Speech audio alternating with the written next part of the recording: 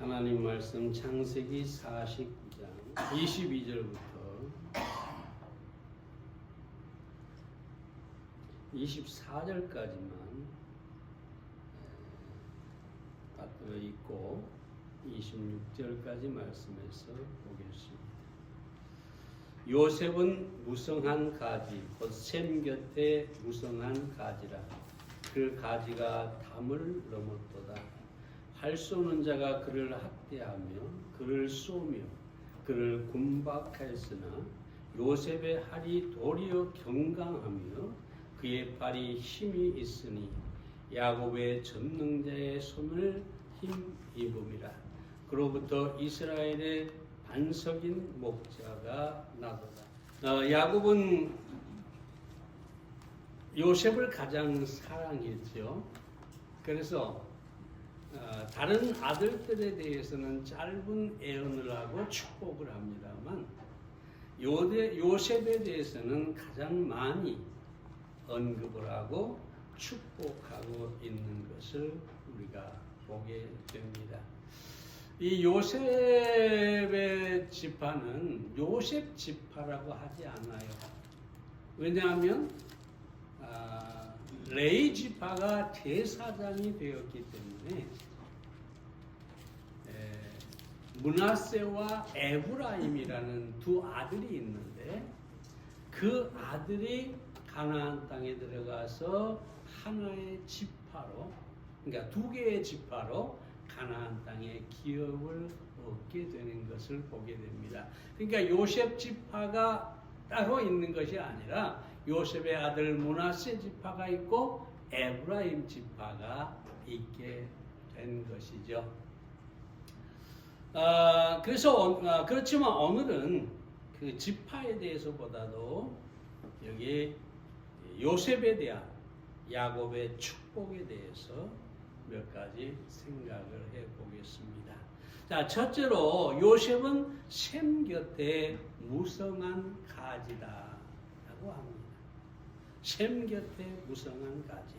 21절 다시 보면 요셉은 무성한 가지고 셈 곁에 무성한 가지라. 그 가지가 담을 넘었도다 그럽니다. 여러분, 셈 곁에 심긴 무성한 나무, 그리고 얼마나 무성했는지 가지가 담을 넘었다, 그렇게 얘기하고 있습니다. 한마디로 정말로 이 복된 무성한 가지와 같고 담을 넘은 가지와 같은 그런 요셉이다라고 말할 수가 있습니다. 이걸 좀 정리를 해보면 셈 곁에 심겨진 나무라고 합니다. 여러분, 셈은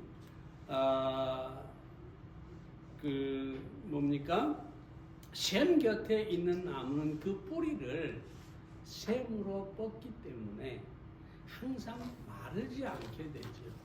항상 자라고 건강하고 그런 바로 여기 얘기를 하죠. 성경에 보면 이 셈에 대한 관한 얘기가 많아요. 아브라함과 이삭은 우물을 팠습니다만 여튼간에 셈을 파고 그 곁에서 살았습니다. 하갈과 이스마엘은 광야에서 죽어갈 때 하나님께서 그 눈을 밝혀서 셈을 발견하게 하고 그 셈으로 말미암아 생명을 얻은 것을 우리가 보게 됩니다. 모세는 이스라엘이 가나안 땅에 이르게 할 것이라 할 때에 셈을 또한 언급하고 있습니다. 삼손이 잘 아는 것처럼 이 블레셋과 싸움에서 나귀 턱뼈로 1,000명을 죽이고 목말라서 죽어갈 때 하나님께서 우묵한 곳을 터뜨리라 그랬는데 그게 바로 에낙고레라고 하는 것이죠. 히브리어로. 거기서 셈이 솟아나가지고 이 가람목을 죽이고 더 많은 승리를 가져온 것을 우리가 보게 됩니다. 자, 여기서 셈은 무엇을 말하느냐? 우리 주님을 말하고 그 셈의 물은 하나님의 말씀을 의미하는 것입니다. 다시 말해서 하나님의 생명이 셈이고 축복의 근원이고 모든 하나님께로부터 나오는 말씀이 우리의 삶을 풍성하게 해준다는 것입니다. 신약에 와서 요한복음 4장 14절에 보면 내가 주는 물을 먹는 자마다 영원히 목마르지 아니하나니 나의 주는 물은 그 속에서 영생하도록 솟아나는 샘물이 되리라. 예수 그리스도는 샘의 근원일 뿐만 아니라 그 입에서 나오는 모든 말씀이 우리에게 샘물이 되고 우리 안에서 끊임없이 우리의 삶을 풍성케 해 주는 것이다. 그렇게 말할 수가 있겠습니다. 그러므로 사랑하는 여러분, 정말로 여러분이 풍성한 이 무성한 가지처럼 살려면 여러분들이 예수님 곁에서 샘의 근원이 되신 예수님과 동행하면서 그 입에서 나오는 말씀으로 살아야 합니다. 그럼 여러분의 영혼이 여기 무성한 가지가 되고 그 가지가 담을 넘게 될 것입니다. 여기서 담을 넘었다라는 말도 의미가 있는데요. 이 담을 넘었다라는 말은 뭐냐 하면 나의 나무가 다른 집에 넘어가서 그 집에도 풍성함을 주었다는 거예요. 예전에 시골에서 보면은 감나무가 이렇게 있는데 가지가 저쪽으로 옆집으로 넘어가면 그것을 따먹고 네 것이냐 내 것이냐 싸운 적도 있습니다만 중요한 것은 뭐냐? 요셉은 그 가지가 넘어간다. 이건 뭘 얘기합니까? 야곱은 이 요셉이 무성한 가지일 뿐만 아니라 그 가지가 담을 넘어서 그 형제들에게 축복을 가져다 주었다는 것을 말하는 것입니다. 여러분, 인생의 행복은 자기의 축복만을 지키는 것이 아니라 그 가지가 내 형제에게, 내 이웃에게 넘어갈 때, 그 축복을 나누어 줄 때, 거기에 비로소 진정한 행복이 있는 것입니다. 슈가이처 박사가 이런 얘기를 하죠. 청년의 때 이렇게 얘기합니다. 나는 30세까지는 나의 학문과 예수를 위해 살 것이다. 그러나 30세 이후에는 남을 위하여 봉사하는 삶을 살 것이다. 그러면서 아프리카에서 이 평생을 봉사하며 살면서 이런 얘기도 하죠. 진정으로 행복해질 수 있는 권리를 가진 사람은 봉사하는 법을 찾고 발견했던 사람들이다. 여러분, 가지가 담을 넘으려면 내 집안의 나무가 무성해야 하는 것이죠. 다시 말하면 내 영혼이 하나님의 말씀으로 무성하게, 건강하게 자라야 한다는 거죠. 그래야 내 무성한 가지가 형제에게, 이웃에게 넘어가서 그들에게 축복을 끼치게 될 수가 있는 것입니다. 내 영혼이 가난하고 내 영혼이 빈곤한데 내게 기쁨이나 감사나 만족이 없는데 어떻게 형제에게, 다른 사람에게 축복을 끼칠 수가 있겠습니까? 그러면 먼저 우리는 이 무성한 가지가 되어야 합니다. 예수님 곁에서 예수님께 말씀의 뿌리를 내리고 우리의 영혼이 무성한 나무가 되어 우리가 이웃에게도 축복을 끼치는 삶을 살 수가 있는 것입니다. 우리가 정말로 누군가에게 여기 사랑을 베풀고 축복을 끼치고 그렇게 할 때 우리 인생은 진정으로 행복한 인생이 될 것입니다. 사람들은 그저 내 나무만 키우고 내 재산만 불리고 그저 나를 위해 쌓고 그래서 많은 것을 쌓으면 쌓을수록 내가 행복해질 것이라고 생각합니다. 그러나 여러분, 내 욕심으로 나만을 위해 쌓는 이기주의자는 결코 행복할 수 없습니다. 먼저 여러분이 하나님으로부터 정말 이 무성한 가지가 될 수 있도록 하시기를 바랍니다. 그러고 나서 나누는 삶을 살아보십시오. 진정한 행복이 무엇인지 알게 될 것입니다. 두 번째로 요셉은 견강한 활이라고 합니다.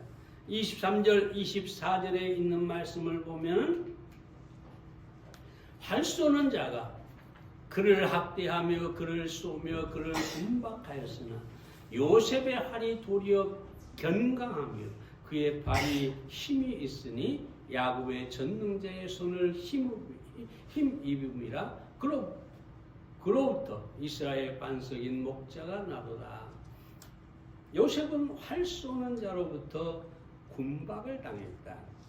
이 군박이라는 말은 우리가 잘 쓰지 않는 말입니다만 다그쳐서 몰아붙였다 그런 뜻입니다. 그러니까 아주 그냥 핍박하고 괴롭게 하고 못살게 굴었다는 것이죠. 요셉을 누가 그랬어요?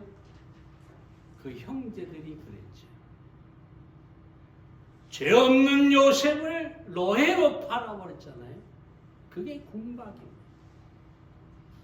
뿐만 아니라 보디발의 아내는 이 죄 없는 요셉을 자기를 성폭행하려고 했다 해가지고 남편에게 고하게 되고 결국은 무한 요셉이 감옥에 갇히게 됐죠. 다시 말해서 저들의 할은 강했고 그래서 요셉은 군박을 당해서 정말 고통 가운데 있었던 것을 우리가 보게 됩니다. 그런데 여기서 뭐라고 얘기하느냐? 요셉의 활이 저들의 활보다 더 견강하다. 견강이라는 말은 힘있고 유능하다 그런 뜻이에요. 요셉이 처음에 군박을 당해서 고통 가운데서 감옥에 갇히기도 했으나 요셉이 가진 활이 더 견강해서 오히려 승리했다는 얘기입니다. 그런데 이 야곱이 뭐라고 하느냐? 왜 요셉의 활이 더 강하게 됐느냐? 야곱의 전능자의 손을 힘입음이라 그렇게 얘기합니다. 야곱의 전능자의 손, 다시 말하면 하나님의 손이 요셉의 활을 강하게 했다. 활 쏘는 요셉의 손에 힘이 있게 했다. 그렇게 말하고 있는 것입니다. 사랑하는 여러분, 요셉이 총리가 되고 수많은 생명을 그 기근 속에서 살리게 된 것은 바로 하나님의 손이 그를 도왔기 때문입니다. 제가 예전에 읽은 것입니다만은 어디서 읽었는지는 잘 모르겠어요. 여러분, 어떤 아버지가 어린 아들을 데리고 민속촌에 갔어요. 그런데 거기에 마치 활을 쏘는 그 화살터가 있었어요. 그래서 아버지는 쫙 당겨서 활을 탁 쏴가지고 표적에 딱 맞히게 됐는데 이 어린 아들은 활을 잡고 아무리 당겨도 이게 안 당기잖아요. 그러니까 그냥 탁 놨는데 어디 떨어지겠어요? 바로 자기 발 앞에 떨어지는 거지. 그때 이 아버지가 이 아들의 손을 잡고, 한 손은 활을 잡고, 활을 잡은 이 그 아들의 손을 덮어 잡고, 한 손은 당기는 화살에 이 손을, 아이의 손을 덮어 잡죠. 쫙 해서 탁 놨는데 어떨까요? 코앞에 떨어질까요? 아니죠. 아버지의 손, 힘있는 손, 그 손이 아들과 함께 했기 때문에 활은 멀리 날아가게 된 것입니다. 그 말입니다. 야곱이 하는 말은 바로 그 말이에요. 전능자의 손이 요셉과 함께 했기 때문에, 요셉의 활을 쏘았기 때문에 요셉이 승리하게 되었다는 것입니다. 자, 여러분, 신앙에 있어서 가장 중요한 것이 무엇입니까? 하나님의 전능하심이 우리를 통해서 나타나게 하는 것입니다. 예수님께서 뭐라고 합니까? 마가복음 9장 23절에 보면 이렇게 얘기하죠. 귀신 들린 아버지가 와서 무엇을 하실 수 있거든 우리를 불쌍히 여기사 도와주소서. 여기 보세요. 믿음이 없어요. 무엇을 하실 수 있거든. 그때 우리 주님이 뭐라고 합니까? 할 수 있거든이 무슨 말이냐? 믿는 자에게는 능치 못할 일이 없는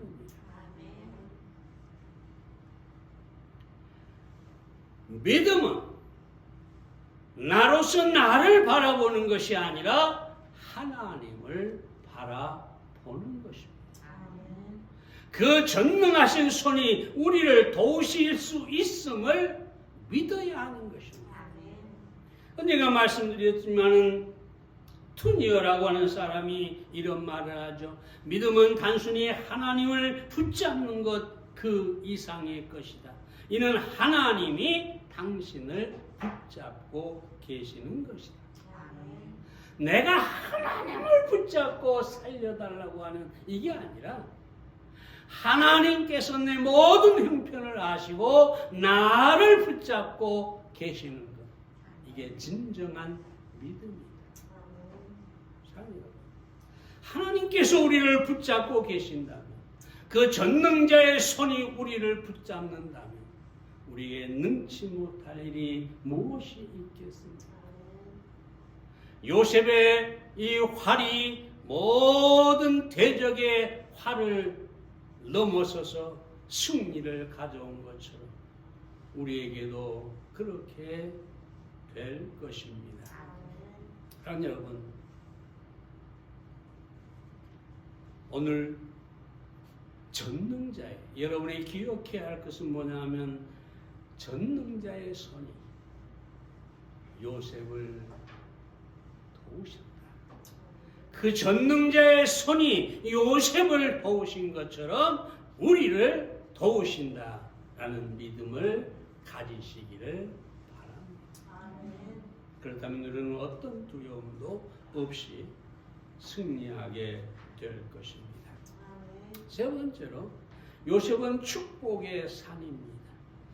25절, 26절 말씀을 보면 좀 깁니다만, 내 아비의 하나님께로 말미암나니 그가 너를 도우실 것이요 전능자로 말미암나니 그가 내게 복을 주실 것이라. 위로 하늘의 복과 아래로 원천의 복과 젖먹이는 복과 태의 복이로다. 내 아비의 축복이 내 부여조의 축복보다 나아서 영원한 산이 한없음 같이 이 축복이 요셉의 머리로 돌아오며 그 형제 중 뛰어난 자의 정수리로 돌아오리로다.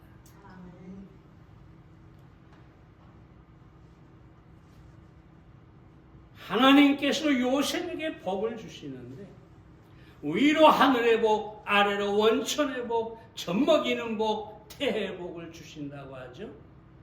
뿐만 아니라 그 복이 어떤 복이냐? 영원한 산이 한없음 같이 내게 그 복이 돌아올 것이라고 합니다. 여러분, 등산을 우리가 해보면 잘 알지요? 높은 산에 올라가면 그리고 저 멀리 바라보면 산이 계속해서 겹쳐 있는 모습을 보게 됩니다. 야곱이 어떻게 이런 표현을 했나 모를 정도예요. 물론 그쪽에도 산이 있긴 하지만 여러분, 우리가 지리산이나 무슨 여기 하다못해 영암 얼출살만 올라가도 끝없이 계속 이어지는 그런 산을 볼 수가 있어요. 하나님의 축복이 요셉에게 그와 같게 될 것이라는 것입니다. 그러나 여러분, 우리는 요셉처럼 하나님의 축복이 끊임없이 이어지는 삶을 살아야 합니다. 그럼 요셉이 어떻게 이런 놀라운 축복을 받았을까요? 세 가지만 간단히 말씀을 드리면, 먼저 요셉은 꿈을 꾸고 그것을 믿었습니다.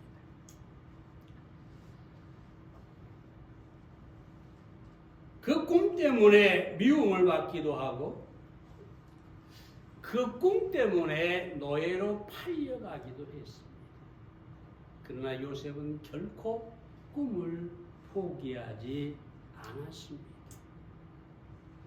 여러분, 그리스도인은 꿈을 꾸는 사람들이에요. 히브리서 11장 1절에 보면 믿음은 바라는 것들의 실상이요 보지 못한 것들의 증거니라고 합니다. 바라는 것, 꿈이죠. 믿음을 갖는다는 것은 꿈을 갖는다는 것입니다. 엘리노 디 루즈벨트는 이렇게 얘기합니다. 미래는 자신의 꿈의 아름다움을 믿는 사람들의 것이다. 미래의 축복, 미래의 아름다움, 그것은 꿈을 꾸는 자의 몫이다. 꿈이 없으면 미래도 없다는 것이지. 어거스틴은 또 이렇게 얘기합니다. 참회록에서 우리의 미래는 먼 훗날에 있는 것이 아니라 지금 우리 마음속에 있다.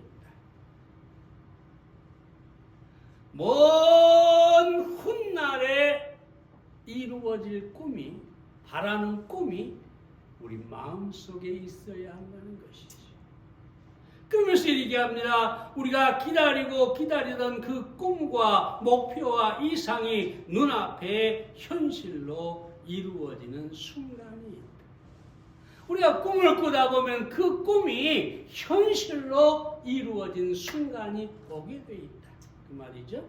그러므로 우리의 미래는 기다림이라는 형태에서 현실로 그러므로 우리의 미래는 기다림이라는 형태에서 시 오게 된다는 얘기죠. 봄이라는 형태로 바뀐다.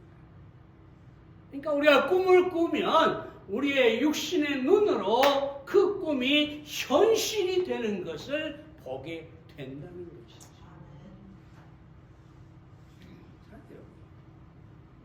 요셉은 꿈을 꾸었지만 사실은 그 꿈을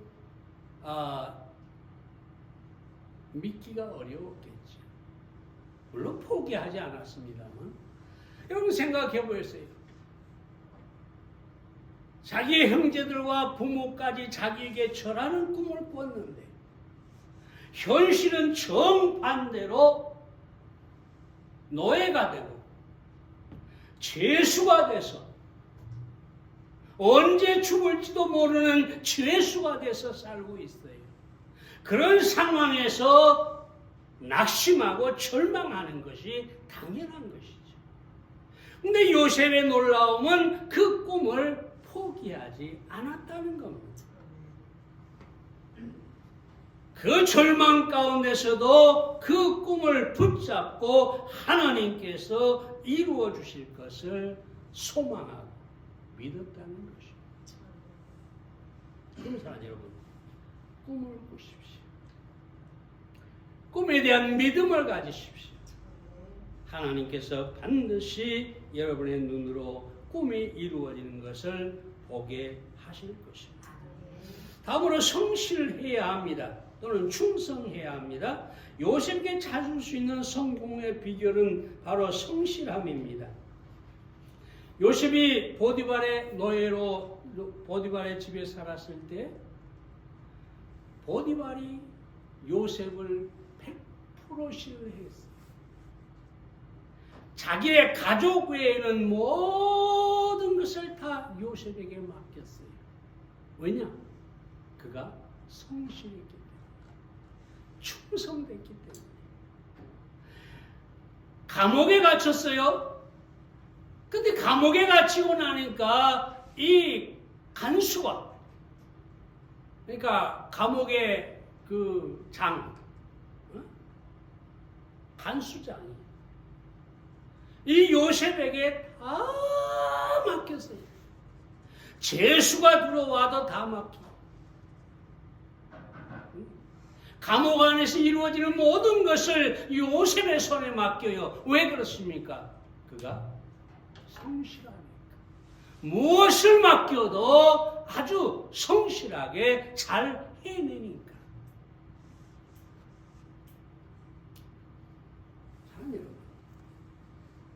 요셉의 이 신실함이 얼마나, 어디서 우리가 더 알 수 있느냐. 어느 날 이 죄수들을 돌보다가 술 관원장과 떡 관원장이 들어왔는데, 그날 아침에 보니까 얼굴이 다 이게 근심 걱정이 가득해. 그러니까 요셉은 죄수들의 얼굴빛 하나까지 다 살폈어요. 얼마나 성실했으면 그랬어요. 나와 상관없는 죄수들, 그것도 저 벼슬아치들, 그들이 감옥에 들어왔는데 그냥 둘 수도 있었겠지. 근데 요셉은 성실한 사람이었어요. 그들의 표정 하나, 그들의 행동 하나, 모든 것을 살펴서 바로 그들의 꿈을 해몽해주고 결국 어떻게 됐어요? 여러분, 성실하다는 것 결코 쉬운 일이 아니에요. 누구나 한 번은 성실할 수 있어요. 보디발의 노예로서 그는 성실할 수 있었어요. 그렇게 성실했는데 배신을 당하잖아요. 내가 이렇게 열심히 해봐야 아무 소용이 없구나. 얼마든지 그럴 수 있어요. 근데 그는 여전히 감옥에서도 성실합니다. 변화가 없어요. 항상 주어진 현실에 최선을 다했어요. 이 성실을 만약에 포기했다면 요셉은 애굽의 총리가 될 수 없었을 것입니다. 근데 감옥 속에서도 이 술 가는 양과 떡 가는 양의 표정을 살피고 그들의 꿈을 해몽해 준 바람에 애굽의 총리가 될 수가 있었습니다. 모든 성실함에는 반드시 성취가 있습니다. 마치 계단을 얻는 것 같아요. 오늘 하루 성실하면 오늘 하나의 계단을 얻고, 또 다가오는 오늘 내일이죠. 그러니까 그때 또 성실하면 계단을 하나 얻고, 끊임없이 성실하게 계단을 얻다 보면 결국 정상에 이르게 되는 것입니다. 누가 뭐라고 하든지, 심지어 여러분의 삶에 도저히 성실할 수 없는 그런 상황에 처해서 절망이 찾아올지, 그 절망을 거부하고 계속해서 성실하게 하루하루를 살아가시기를 바랍니다. 하나님은 모든 성실에 보상해 주시는 분이십니다. 마지막으로 인내해야 합니다. 요셉은 인내했죠. 인내는 단순히 견디는 것을 말하는 것이 아니라 능동적인 삶을 말합니다. 가만히 앉아서 어찌할 수 없어서 견디는 그런 것이 아니라 현재의 상황이 견딜 수 없게 만들지라도 계속해서 적극적으로 그 상황을 이겨나가는 것, 최선을 다하는 것, 그것이 진정한 인내입니다. 사상가 조제프 드 메스트로라는 사람이 이렇게 얘기하죠. 기다릴 수 있는 능력이야말로 성공의 가장 큰 비결이다. 우리가 좀 재능이 없어도 괜찮아요. 우리가 조금 지혜가 없어도 돼요. 다른 사람보다 덜 똑똑해도 괜찮아요. 근데 우리가 반드시 지켜야 할 것이 있는데 그것은 뭐냐? 인내입니다. 인내가 성공을 가져오는 거예요. 토끼와 거북이 얘기 잘 알잖아요. 토끼는 재능이 있었어요. 그러나 인내가 없었어요. 거북이는 재능은 없었지만 인내가 있었기 때문에 결국 승리하게 되었다는 이야기입니다. 사랑하는 여러분, 마누엘 로버트 하프라는 사람은 이렇게 하죠. 인내는 불가능한 것을 가능하게, 가능한 것을 유망하게, 그리고 유망한 것을 확실하게 만든다. 인내가 결국은 확실한 결과를 가져온다는 것입니다. 이 얘기만 하고 마치겠습니다. 우리 미국의 장군이고 후에 대통령이 된 앤드류 잭슨이라는 사람이 있어요. 어린 시절부터 그는 아주 남달랐는데요. 다른 또래 아이들보다 더 덩치가 적다. 그래서 늘 이렇게 괴롭힘을 당하는 그런 아이였어요. 그 또래 중에 특별히 짐 브라운이라는 소년이 있었는데 이 잭슨보다 훨씬 똑똑하고 힘도 세고, 그래서 싸움을 했다 하면 두들겨 맞는 것이 일이죠. 넘어지는 게 일이에요. 한 번 달려들었다가 넘어지고, 또 그냥 달려들면 또 넘어뜨리고, 또 달려들면 또 넘어뜨리고, 모든 사람이 생각할 때 이 짐 브라운이 이겼을 것이라 생각을 해요. 근데 이 이야기를 전해준 사람이 이렇게 얘기를 합니다. 사람들은 앤디가 졌다고, 잭슨이 졌다고 생각했는데, 그러나 잭슨은 넘어져서 울지 않았다. 네 번째 다시 일어나서 지친 브라운을 쓰러뜨렸으니까. 보세요. 힘이 적어도 괜찮아요. 덜 똑똑해도 괜찮아요. 마지막에 승리하는 사람은 똑똑한 사람, 힘이 있는 사람이 아니라 끝까지 포기하지 않는 사람입니다. 신앙생활도 마찬가지죠. 인내하는 사람이 하나님의 축복을 가져옵니다. 인내하고 성실하게 우리 주님을 섬기는 사람들이 결국은 하나님의 축복 가운데 머물게 된다는 사실을 알아야 합니다. 요셉은 결국 마지막에 승리하고 웃는 사람이 되었습니다. 마지막에 무성한 나무가 되어서 그 가지가 형제들에게 담을 넘도록 했습니다. 여러분도 요셉처럼 무성한 가지가 되고 담을 넘는 여러분의 축복이 다른 사람에게 선한 영향을 끼치는 그런 삶을 사시기를 바랍니다. 기도합니다.